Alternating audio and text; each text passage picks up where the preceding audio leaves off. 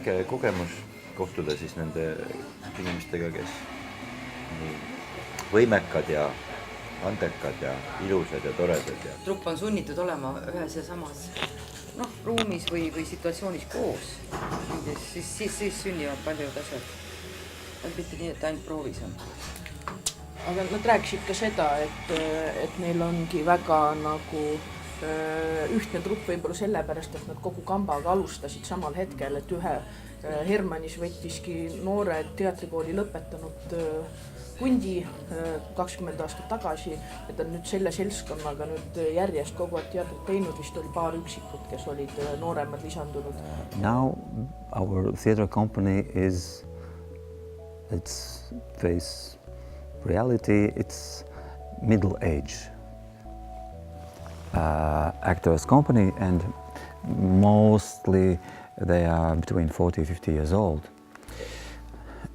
And first time in my life, this summer I took students, and we are preparing a new generation of actors for our theatre company. When our house will be ready after reconstruction, we want to return to the new house, new energy.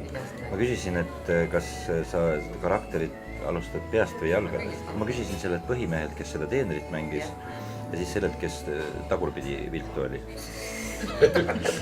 See, kes tagurpidi viltu oli, ütles, et see on ta onu. Kui ta jääb purju, et siis ta vajub nagu ära selg. Ja et tema lihtsalt võimendas seda. Täpselt sama ütles mulle see mees, kes käega nii tegi, ütles, et see on päris inimene. Ta nägi teda ükskord kuskil bussipeatuses. No kas või seal Oblomovis, sest see näiteks, see, kuidas teener katab lauda. See vahepeal oli nagu tsirkus ja see, mida ta tegi seal. Lavastaja on väga tugevalt töötanud näitlejatega ja hästi tugev ühis mingi.